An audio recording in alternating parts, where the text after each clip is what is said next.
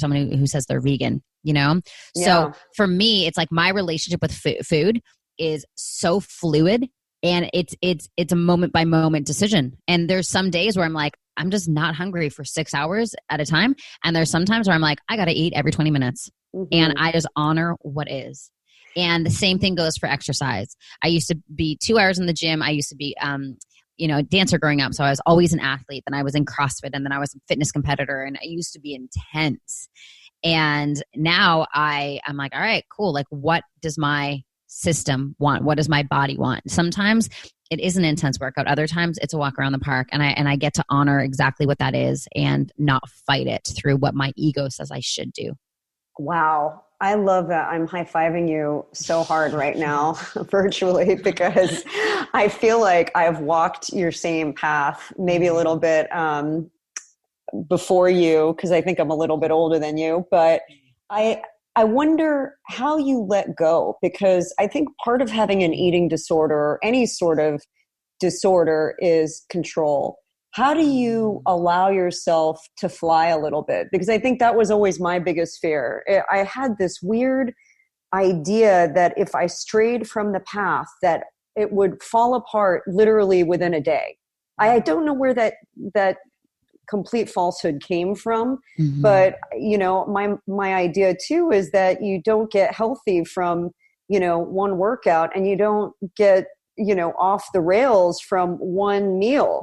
So where do you find the strength to say, I am going to listen to my body and let it free flow? I think changing my relationship to uncertainty was a big thing. I was so controlled. Everything was controlled. Every day was controlled. Every hour was controlled. Every meal was controlled. Everything was controlled because I didn't feel safe.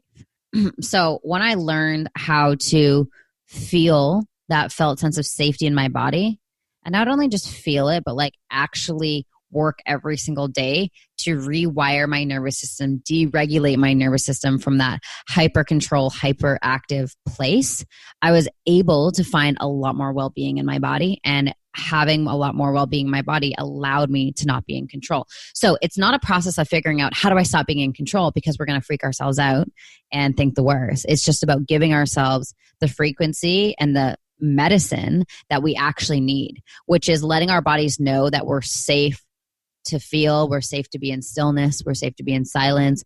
If things fall apart, that is not a direct relation, that there's no direct relationship to our value or our worthiness. And I think a lot of us are struggling with a gaping worthiness wound. So we think if we drop a ball, or we're not successful, or whatever happens, then we're in trouble. And that's just not the case. It's just not the case. And so it's truly about not focusing on how do I let go, but focusing on how can I give my body more well-being and safety, because that's what it actually needs and wants and desires. Do you have a go-to person that you lean on when you need an extra boost, or maybe even a support group? And do you think that that's something that most people should engage with? Yeah, in absolutely. terms of just having that whatever it is for them, if it's an individual or a group or somebody that they can lean on? Absolutely. My whole business is built on the power of community. And when we get in community with people who have a similar goal and we're all supporting each other, it's a powerful experience. So the way that I, architect a lot of my programs, especially for women who struggle with emotional eating, is, setting people up with, a soul sister, like a support person, and really helping them, be in community. And that's, again, going back to our early days, like that's how we were designed to live, and we've come away from that. So I architect that into my companies, but then on a personal level as well. Absolutely. I am constantly, consulted by mentorship and just people bringing me back to the truth, yesterday I was in a bit of a tailspin, and I'm like, God, I'm not feeling tethered right now. I'm feeling all over the place. And so, a quick 15-minute call with one of my mentors, I'm like, can you just tell me that, just reflect some truth back to me right now, because I don't see it. And like having those people, those communities is just so powerful. Yeah, I believe that so much. You have a new book coming out called Hungry for Happiness. So exciting. Can you tell us a little bit about it? Yeah, it's basically my entire story, my entire journey from, waking up in a hospital bed, wondering what happened, all the way into where I am now and everything in between. It was basically my journey of how food was the bane of my life, but then brought me into who I am today and my journey of getting there. And the book is not only the story, but there's practical, tangible tools after every single chapter. So there's meditations, and there is journaling exercises and reflection. So it works as like a workbook as well as an actual read as well. So my intention is to create transformation for every single reader, allow them to feel not alone in the struggle, because it sometimes can feel very jarring and very alone. So yeah, I'm excited. It'll be out soon. When does that come out? September 29th, but you can pre-order it now on Amazon. Awesome. And we'll make sure to include a link, Hungry for Happiness. Yeah. Let me ask you, because I ask every guest, if you could have one meal prepared for you by anybody, what would that meal be? And who would make it? That's so good. Okay, I would be in Japan, and it would be sushi with like a top sushi chef in the world preparing the most incredible, beautiful sushi.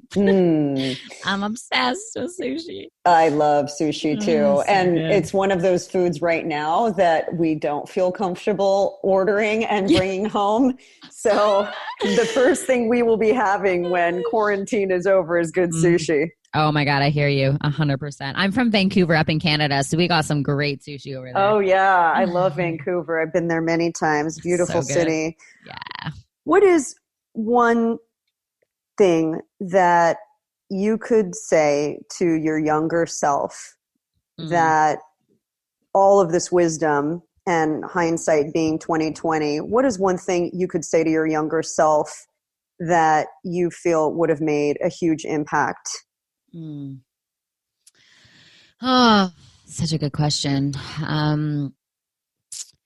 I would say I would tell her to express herself to the degree that she craves and not hold back for fear of not being accepted. Yeah. I have there's this part of me that is very expressive, and I live it today for sure. But when I was younger, I sort of suffocated that part of me and muted that part of me and sort of lived within the box, colored within the lines kind of thing. And although I did what I was supposed to do, I know there was so much more for her to step into. So I'm making up for it in my adulthood. I love it. I love it. I love it. Samantha, it's been such a pleasure chatting. And I can't wait to read your book and start breathing with you. Yeah, girl. So great to meet you. Thank you so much for sharing this message with your audience. I appreciate you so much. Thank you. Hey, thank you so much for listening to this week's episode. I know you have a lot of choices out there of what to listen to, what to watch, so it means a lot to me that you're here with me. And hey, if you love this content, would you hit the subscribe button? I want you around. I don't want you to just show up for one episode and leave. I want you here, part of the conversation, a seat at this table. And while you're at it, would you share this with your friends and family? And if you take a screenshot and share it on your social media with a hashtag RFYBL for Recipes for Your Best Life, I'll make sure to personally give you a shout out, and you may just be featured right here on the show. So until next time, here's to living deliciously and being the chef of your best life.